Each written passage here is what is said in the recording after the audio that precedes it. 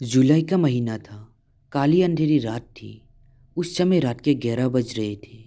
Googly राधेनगर express अपनी मंजिल की ओर दौड़ती चली जा रही थी।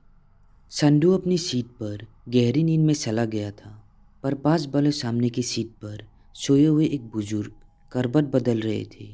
उनके करवट बदलने का कारण ये था कि उन्हें अगले स्टेशन पर उतरना था।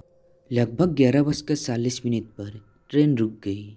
बुजुर्ग ने तेजी से संडू को हिलाकर जगाया और कहा कि बेटा, मेरा स्टेशन आ गया है, जरा मेरा सामान उतारने में मेरी मदद कर दो। संडू आंख मेलते हुए उठ गया और उस बुजुर्ग के सीट के नीचे से उनके बैग को निकाला। फिर संडू ने उस बुजुर्ग के सामान को ट्रेन से नीचे उतारा। उसने संडू को प्यार भरी नज़रों से देखने की बजाय थोड़ी उदास मन से देखा और बोला, बेटा जरा सावधानी बरतना, क्योंकि मेरी सीट अभिशापित है। अच्छा होगा कि अपने स्टेशन पर उतरने तक तू जागा ही रहे। वैसे भी 3-4 घंटे में तेरा स्टेशन भी आ जाएगा। संडू कुछ समझ नहीं सका, पर चेहरे पर मुस्कुराहट लाते हुए उस बुजुर्ग व्यक्ति को बाय बाय किया और फिर अपने सीट पर आकर बैठ गया। अब तो संडू की नींद गायब हो चुकी थी और बार बार उसके दिमाग में एक ही बात कौन रही थी कि उस बुजुर्ग ने ऐसा क्यों कहा कि अपना स्टेशन आने तक जागा ही रहे। अब ट्रेन भी हॉर्न दे चुकी थी और धीरे धीरे अपना स्पीड पकड़ना शुरू कर दिया और इसी समय बारिश भी गिरना शुरू हो गई। संडू के आसपास की सीटें लगभग खाली ही थी, क्योंकि उसके डिब्बे में उस बुजुर्ग के सिवा कोई और नहीं था। लेकिन संडू डरने वालों में से नहीं था। उसने सोचा कि लगभग 3-4 घंटे तक उसका स्टेशन भी आ जाएगा, तो क्यों न जागकर ही समय काट लिया जाए। वो आंखें बंद करके कुछ गुनगुनाने की कोशिश करने लगा। तभी अचानक से बिजली कड़की और संडू हड़बड़ा कर अपने सीट पर बैठ गया। उसे ऐसा लगा कि कोई व्यक्ति तेज कदमों से उस डिब्बे में आया हो। अरे ये क्या! वो कुछ समझे उससे पहले एक जवान लड़की एक बैग लिए धर्म से आकर उसके सामने वाली सीट पर बैठ गई। संडू कुछ बोले उससे पहले उस जवान लड़की ने अपना बैग खोला और उसमें से तौलिया निकालकर अपना सिर पोंछने लगी। संडू थोड़ा सकपका गया जब उसे उस बुजुर्ग की बात याद आई, और साथ ही उसके दिमाग में ये भी बात चल रही थी कि अचानक इतनी तेज़ बारिश में इतनी तेज़ रफ्तार से दौड़ती ट्रेन में ये लड़की सड़ी कैसे। अब संडू का दिमाग काम करना बंद कर दिया था। उसका पूरा शरीर पसीना पसीना होने लगा। 5 मिनट तक की चुप्पी के बाद अचानक उस लड़की ने मुस्कुराते हुए बोली, मेरा नाम संदा है और मैं अपनी मौसी के घर जा रही हूँ। संडू भी हकलाकर बोल पड़ा, मैं संडू।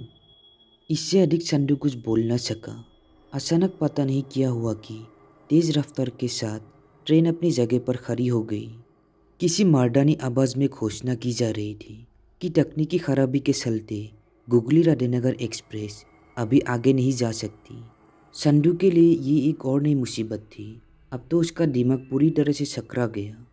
अचानक उसके सामने के सीट पर बैठी वो लड़की बोल पड़ी, लगता है कोई बड़ी खराबी हो गई है।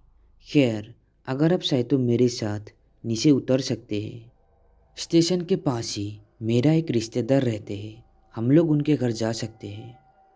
संडू कुछ बोल न सका, पर पता नहीं क्यों उस लड़की के पीछे पीछे अपना सामान लिए उतर पड़ा। लगभग 5 मिनट चलने के बाद उस लड़की ने एक घर के बाहर लगी घंटी को बजाई। दरवाज़ा खुला और वो घर के अंदर तथा पीछे पीछे संडू भी गया।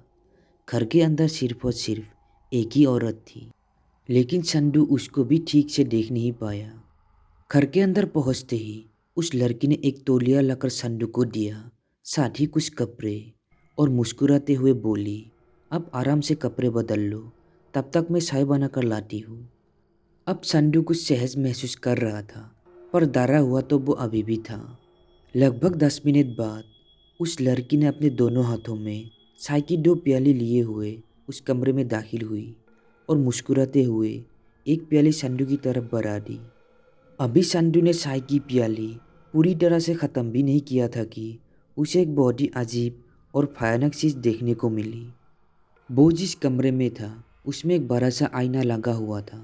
अचानक जब उसकी नज़र उस आईने पर पड़ी तो वो क्या देखता है कि उस आईने में उसे एक भयानक और एक आँख वाली प्रेतनी दिखाई दी, जिसकी बाल पूरी तरह से बिखरे हुए और चेहरा बहुत ही भयानक सा था। वो तो पूरी तरह से घबरा गया, क्योंकि उसके पास बैठकर चाय की चुस्की लेने वाली संदा बहुत ही खूबसूरत थी।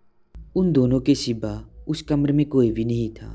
फिर क्या, उसने हनुमान जी का नाम लेते हुए अपने आप को संभाला और चाय को ख़त्म करके चाय की प्याली संदा की ओर बढ़ा दिया।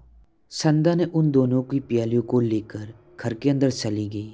उसके जाते ही संदू ने फिर उस आईने की ओर देखा, पर उस आईने में उस प्रेतनी का चेहरा गायब था। संदू को अब समझ में आ गया था कि वो बुजुर्ग क्या कहना चाहता था।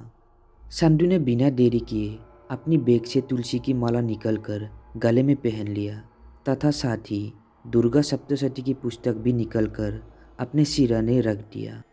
प्याली रखने के बाद जब संदा आई तो थोड़ा सहमकर संदू के पास न बैठकर थोड़ा दूरी खड़ी रही और कतार दृष्टि से संदू की तरफ देखते हुए उससे वो माला निकलकर दूर फेंकने को कहा।